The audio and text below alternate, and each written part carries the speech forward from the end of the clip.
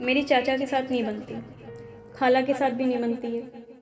भाई भी हमेशा उखड़े रहते हैं, नंदें भी बहुत परेशान करती हैं।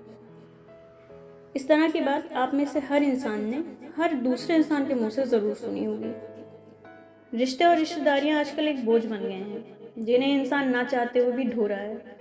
ना चाहते हुए भी सामना होता है, दुख सुख में एक साथ आना पड़ता है, और क्योंकि अपनी नापसंदीदगी जाहिर नहीं कर सकते, तो जहरीले लफ्ज़ों के तीर चलाना ही एक हल बचता है, जिनसे मज़ीद तलखियाँ और बोझ दोनों ही बढ़ते जाते हैं। बोझ सिर्फ आपके दिल का नहीं, नाम अमल का भी। इस ज़मीन में सबसे अहम ससुराली रिश्तेदार होते हैं। कुछ रिश्तों की बुनियाद ही तनकीदी होती है, जैसे कि नंदें और भाभियाँ। शादी होते ही पहले लड़की को कंफर्टेबल करने के बजाय हर एंगल से उसका जायज़ा लिया जाता है। फिर एक लंबी फहरिस्त जारी कर दी जाती है कि कैसे उठना है, बैठना है, खाना है, पीना है, सोना है, जागना है, बोलना है, वगैरह वगैरह। ये सब नई नई शादियों की बात होती है। फिर जब भाभियाँ थोड़ी पुरानी हो जाती हैं, तो जो कुछ उन्होंने बर्दाश्त करा होता है उसकी एक लंबी फहरिस्त उनके दिलो दिमाग में नक्श होती है, जिसका बदला लेने की बारी आ जाती है। और दोनों तरफ से फिर अल्फाज के तीरों की ऐसी जंग छिड़ती है कि क्या बताएं। और इस जंग में शहीद होने वालों में सबसे पहले नाम होते हैं शौहर और सास ससुर के, बाकी उनके पीछे आते हैं। अब शादी अगर लड़के की हुई है तो शुरू के कुछ दिन तो बहुत मज़ेदार और आवभगत में गुजरते हैं। फिर शुरू होता है वो दौर जहाँ माँ बाप और सास ससुर कंपटीशन में उतर आते हैं कि देखो अपने ससुराल वालों से कैसे प्यार से बोलता है और हमें लठ मारता है।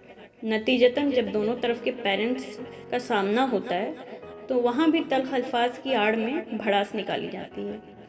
और यही हाल और भी बहुत सारे रिश्तों का है, जहाँ आदमी सामने से नहीं लड़ सकता, मगर लफ्ज़ों के तीर बाकायदगी से दोनों तरफ से चलते रहते हैं।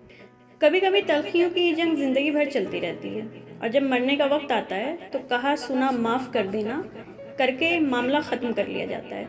मगर सोचने की बात यह है कि जो हाँ हाँ कर देते हैं, क्या वो वाकई में दिल से माफ़ कर देते हैं? और क्या मरने वाला सभी लोगों से माफ़ी मांगने में कामयाब हो पाता है? बहरहाल अब आते हैं असल मुद्दे पर। माजरा ये है कि लफ्ज़ों के ज़ख्म हाथ पैरों के दिए ज़ख्मों से ज़्यादा तेज़ और गहरे होते हैं। मिसाल के तौर पर भाई बहनों को ले लें। बचपन से लेकर जवानी तक लड़ते हैं, मार पीट करते हैं, फिर एक हो जाते हैं। मगर अक्सर शादियों के बाद हाथ पैर नहीं, सिर्फ ज़ुबानें चलती हैं, तो दूरियां इतनी आ जाती हैं कि लगता ही नहीं है कि कभी ये साथ में मिलकर इन लोगों ने किसी का सर फोड़ा होगा या किसी के घर का शीशा तोड़ा होगा। गौर करेंगे तो पता चलेगा कि मारपीट से कभी रिश्ते ख़राब ही नहीं हुए। ख़राब जो हुए वो तल्ख लफ्ज़ों से और दिल में पल रहे जहर से। बहुत से लोग आपको ज़िंदगी में ऐसे मिलेंगे जो किसी पुरानी बात को लेकर ज़िंदगी भर दिल में कड़वाहट लिए रहते हैं, अपना खून जलाते रहते हैं, मगर आखिर में पता चलता है कि ऐसी कोई बात थी ही नहीं।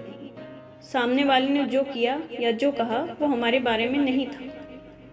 अक्सर हम सोचते हैं कि सामने वाले ने हमें हर्ट किया, मगर जबकि सामने वाले का एक्शन किसी और वजह से था। ये हमारा परसेप्शन होता है जो हमें तकलीफ़ देता है। और अक्सर औक़ात ऐसा ही होता है कि जिस बात को हम अपने दिल में गांठ बांध कर रख लेते हैं और रिश्ते ख़राब करते रहते हैं, उसका कहीं कोई वजूद ही नहीं होता। आप देखेंगे तो आपको समझ आएगा कि कितनी ऐसी बेवकूफ़ियाँ हम में से हर एक करता है। इसकी एक बड़ी वजह है कम्युनिकेशन गैप।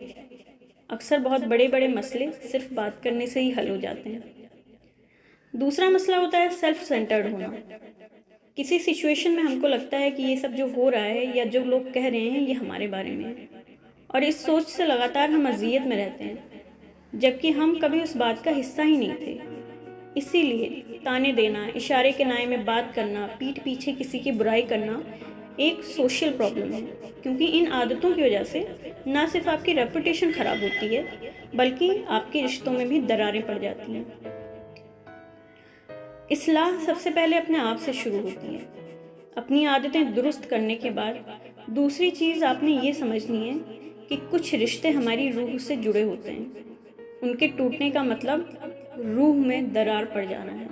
माँ बाप, भाई बहन, बेटे बेटी, ये प्राइमरी रिश्ते हैं।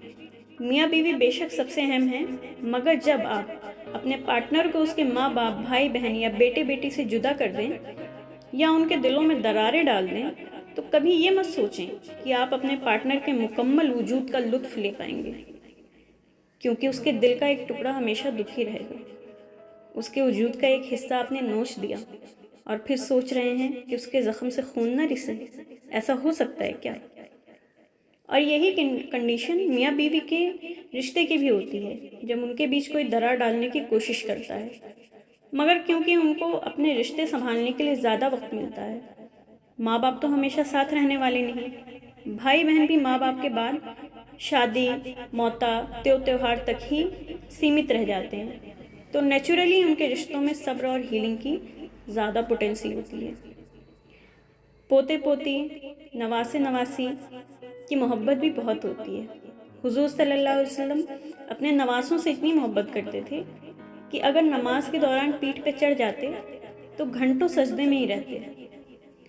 تو اگر کوئی پوتے پوتی نواسی نواسے سے محبت پر اعتراض کرے یا ان سے ملنے سے روکے یا ان سے محبت کرنے سے روکے تو وہ ایک قدرتی محبت کی عمارت میں سیندھ لگا رہا ہے۔ دوسری سب سے بڑی لڑائی ہوتی ہے زمین جائیداد کے لیے۔ زمین جائیداد میں اولاً تو سارے بچوں کا حق ہوتا ہے، اور دوسری بات، زمین جائیداد کے لیے لڑتے ہوئے اکثر ہم یہ بھول جاتے ہیں کہ یہ صرف زمین کا ایک ٹکڑا ہے جس کی ہم زندگی بھر حفاظت کریں گے اور مرتے وقت آل اولاد کو دے جائیں گے۔ مرنے کے بعد تو سب کو 6 فٹی جگہ ملتی ہے، وہ بھی صرف تب تک جب تک آپ کی باڈی سڑ گل نہ جائے، مگر جیتے جی بھی کیا آپ اپنے ہاتھ پیر پھیلا کر بھی ایکچولی 6 فٹ سے زیادہ جگہ گھیر پاتے ہیں؟ آپ کے پاس کتنا بھی پیسہ ہو، کتنی بھی زمین ہو، کیا ان سب کا پورا مزہ آپ لے پاتے ہیں؟ پورا ان کا یوز کر پاتے ہیں؟ آپ نے کھانا 3-4 ٹائم ہی کھانا ہے، ایک وقت میں ایک ہی جوڑی کپڑے پہننا ہے، سونا ایک 6 یا 7 فٹ کے بیڈ پر ہی ہے، تو پھر زمین تو اللہ کی ہے، ہم میں سے ہر ایک نے مٹی میں مل کر مٹی ہی ہو جانا ہے، پھر لڑائی کس بات کی؟ جو یہ چھوٹی سی زندگی ہمیں ملی ہے اس میں اپنے ننھے سے دل کو کیوں ہلکا کرنا؟ اسی ضمن میں ایک چھوٹا سا شعر آپ لوگوں کے لیے۔ مصروف ہوں، کچھ دنوں سے مجروح ہوں، اب میرا خون پوچھتا نہیں مجھ کو، ایسا لگتا ہے مکروہ ہوں۔